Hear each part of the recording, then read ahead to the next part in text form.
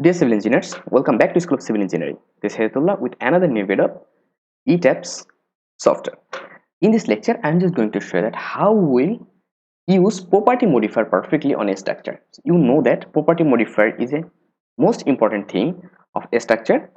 So in this lecture, I am just going to show that how we'll define that or how we'll assign that property modifier so that we don't do any mistake when we assign or define that.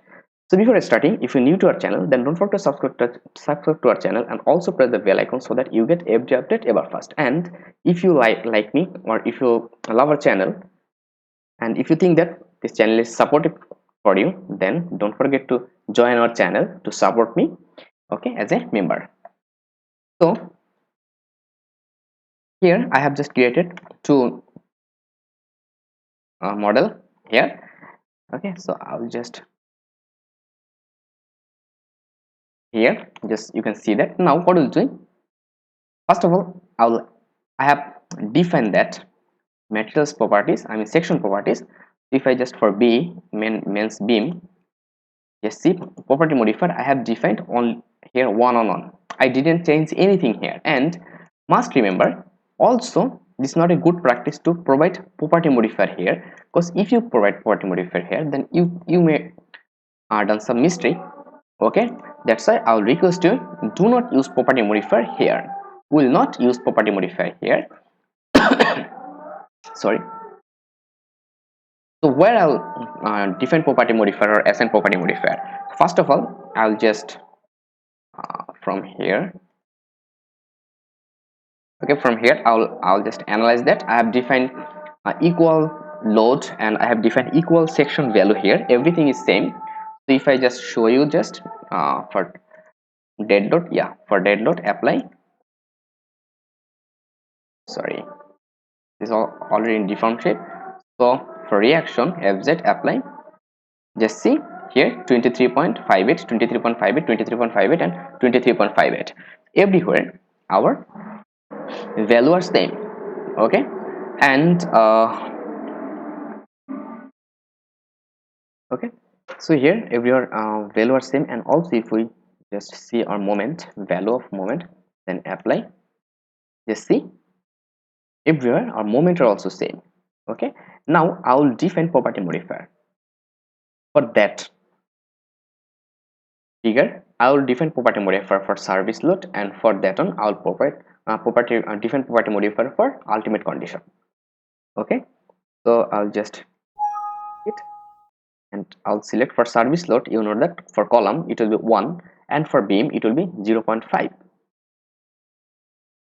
So assign frame, then property modifier, and here we'll assign 0.5 here, 0.5 here, 0.5,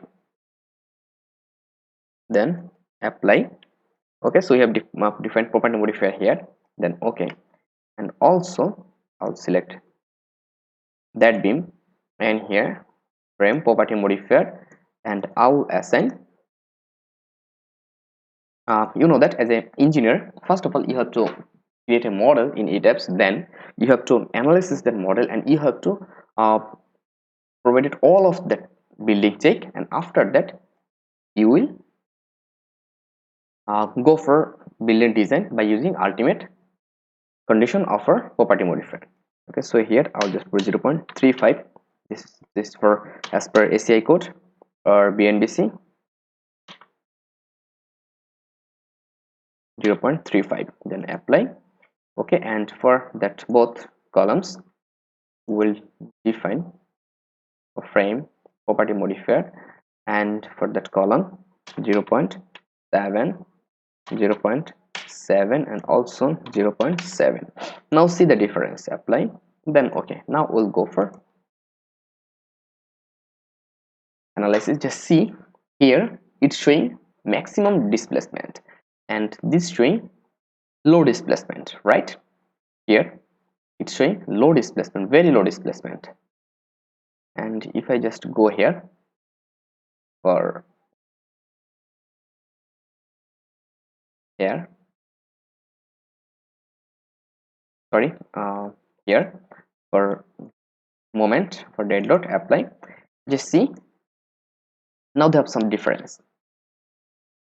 Okay, now they have some difference on a moment. Okay, so just if you see here,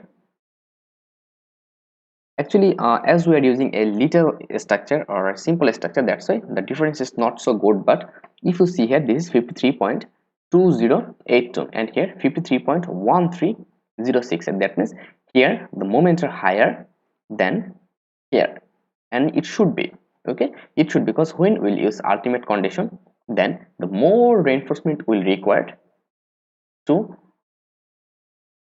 stable our structure. Okay, and here as usual the less reinforcement required. Okay, here 47.4247, here 47.4674. Here it's showing the little difference because of the little structure. When we'll work for a multi-story building or a high project, then it will show big difference. Now the question is, how will properly use a property modifier? First of all, as per your design code, you have to model your you have to model your structure without using any property modifier in define section. Okay, when you will create a structure, then as usual simply analysis, and you can simply design without any property modifier to oversure that your structure is okay or not. After that, you will go for service condition. Okay, service condition, and you will assign all of that load. You will assign all of that load. Okay, uh, you will assign all of the property modifier as a service condition, service property modifier on your structure, and you will complete all of that building checks like displacement check, deform check, irregularity check, p delta check, and many more. After completing your all of check, and if you see that your structure is okay, then you will go for ultimate condition. You will assign, you'll select all of your beam, column, slab, anything, and you will assign your value. Okay, property modifier value as an ultimate condition, and after that you will design with that ultimate condition, right? So this is the right and good way to design your structure so that you can minimize your mistake.